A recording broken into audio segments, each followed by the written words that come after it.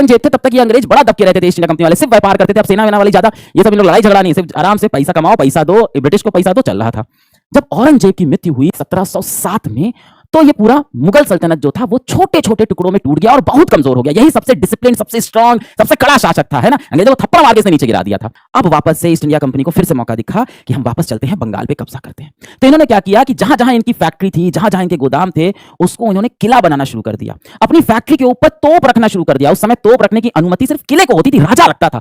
अब ये private company अपनी बिल्डिंग के ऊपर तोप रख के बैठी। आप सोचो, आज आप रास्ते से जा रहे हो, कहीं कोई प्राइवेट कंपनी गूगल की छत पे ऐसे आप देख रहे हो, तोप रखा हुआ, कैसा लगेगा। फिर बंगाल में भी इसी तरह से अपना किला बनाने लगे अपनी फैक्ट्री को। तो बंगाल का जो नवाब था सिराजुद्दौला, उसने बोला तोप सिर्फ मेरे किले में होगी, यहाँ तोप नहीं होगी फैक्ट्री में, इसको नीचे करो। उन्होंने कहा नहीं, तोप नीचे नहीं होगी। सिराजुद्दौला का दिमाग खराब हुआ, अपनी सेना लेके इनके किले पे हमला कर दिया। इनका जो फोर्ट था, है ना, अब इनकी फैक्ट्री फोर्ट बन गई है भाई, किला बन गया, उस पर हमला कर दिया, चढ़ाई कर दिया। और वहां से 150 अंग्रेजों को पकड़ के लेके आया, लगभग 150 अंग्रेजों को पकड़ के लेके आए और 150 अंग्रेजों को बंद कर दिया एक छोटी सी जेल में, एक ऐसी छोटी सी काली जेल में जिसमें 4 लोग रह सकते हैं। 150 लोग को उसमें कचक कचक एकदम घुसा दिया। वहां पे ना सांस आ रही है, ना पानी मिल रही है, एक दूसरे में ऐसे इस तरह से बेचारे किसी किसी तरह से रात भर रात बिता रहे थे।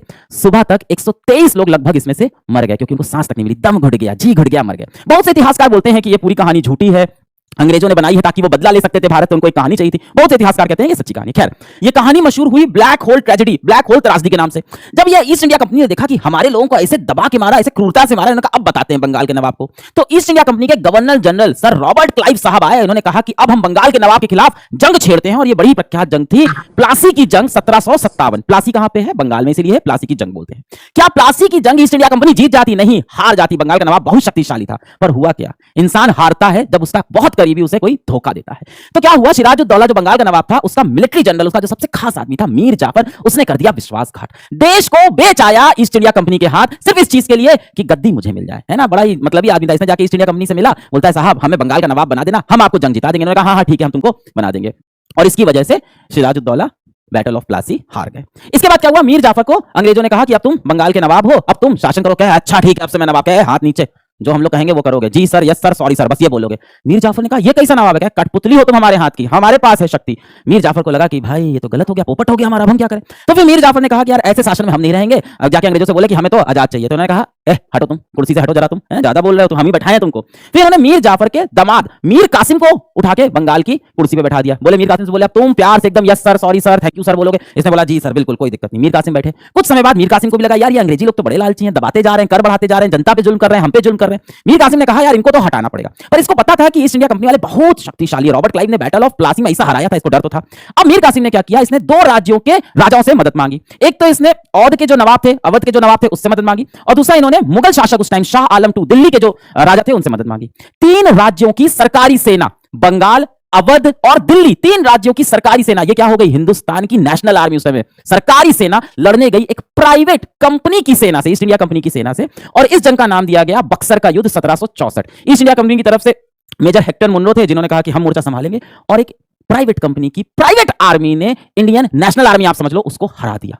अब भाई भारत की बड़ी बेइज्जती हो गई। अब ये ईस्ट इंडिया कंपनी वाले समझ गए कि भारत खुली तिजोरी है, अब हम लूटेंगे इसको, सोने की चिड़िया को लूट के ले जाएंगे। अब इनमें कोई हिम्मत नहीं बची, हमारे पास है हथियार, इनके पास क्या तलवार अलवार है, हम बड़े लोग हैं, अब इनको हम दबा के रखेंगे। और यहां से ईस्ट इंडिया कंपनी का शासन शुरू हो गया पूरे भारत के ऊपर, लगभग पूरे भारत के ऊपर। अच्छा, जो बची और हुई, अंग्रेजों ने क्या किया कि अपनी आर्मी के अंदर भी, ईस्ट इंडिया कंपनी ने आर्मी के अंदर भी ईसाई मिशनरियों को उतार दिया कि आर्मी के अंदर भी कुछ लोग ऐसे हो जो हमारे एकदम वफादार हों। अब इससे क्या हुआ, इससे और हमारी जो भावनाएं थी उनको ठेस पहुंचने लगा, है ना। अब ये मिशनरी लोग वाले आए, आर्मी के अंदर आए, बोले कि ये पंडित ये चुटिया उटिया काटो, ये सब नहीं चलेगा आर्मी में, बिहेव लाइक इंग्लिश जेंटलमैन। ये तुम मुसलमान आदमी, तुम दाढ़ी हटाओ, दाढ़ी वाली नहीं होती आर्मी में, सिख आदमी तुम एक काम करो, अपनी तुम पगड़ी हटा दो। बताइए, आप इनकी धार्मिक भावनाओं को एकदम चोट पहुंचा रहे थे। तो लोगों के अंदर गुस्सा बढ़ता जा रहा था, और आर्मी के अंदर गुस्सा, जो सिपाही थे, भारतीय सैनिक थे, उनके अंदर गुस्सा बढ़ता जा रहा था। एक चिंगारी की जरूरत थी, और वो चिंगारी बने मंगल पांडे।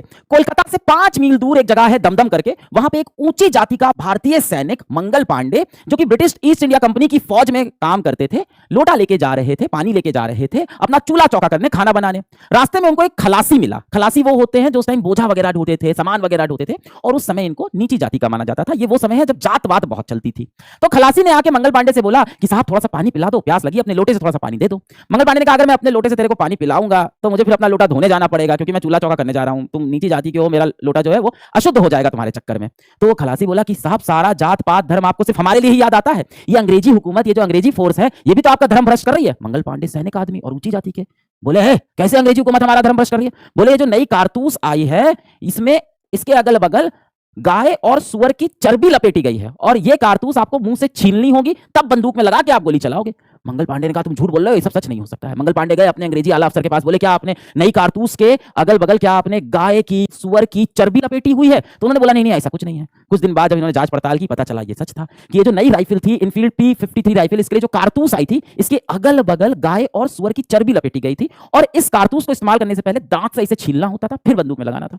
अब गाय जो होती है वो हिंदुओं के लिए पवित्र होती है, माता होती है। सुअर जो होता है वो मुस्लिमों के लिए अपवित्र होता है। तो दोनों ही धर्म के लोगों को बड़ी दिक्कत थी। दोनों ने कहा कि साहब ये कारतूस आप वापस ले लो, हम आपकी नौकरी करने को तैयार हैं, गुलामी करने को तैयार हैं, ये कारतूस वापस ले लो, हमारा धर्म मत भ्रष्ट करो।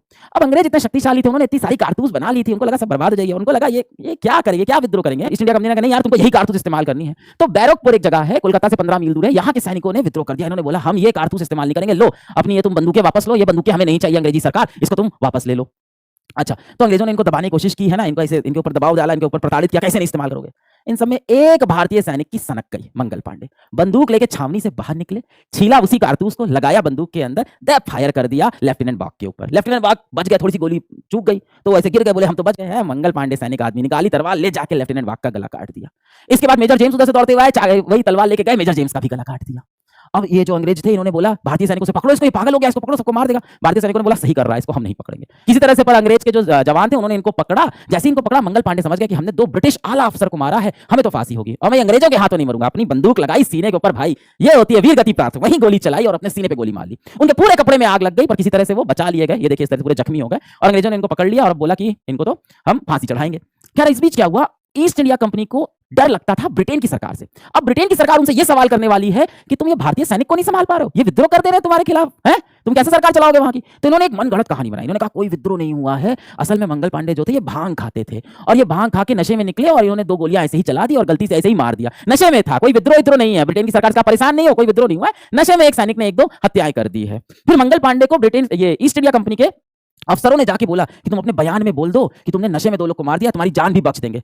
मंगल पांडे ने कहा है भैया हम भारतीय सैनिक हैं, हमने जो किया है अपने पूरे होश आवाज में किया है। ये जो तुम हमारा धर्म भ्रष्ट कर रहे हो, जो हमारे देश के ऊपर तुम राज कर रहे हो, हम लोग से गुलामी करा रहे हो, हमारे किसान बाप दादा पे तुम जुल्म कर रहे हो, ये हम नहीं सहने वाले हैं। पूरी दुनिया को देखना चाहिए तुम किस तरह से हमारे ऊपर अत्याचार कर रहे हो, हम झूठ नहीं बोलेंगे। मंगल पांडे ने अपना आखिरी बयान ये दिया और इनको फांसी पे लटका।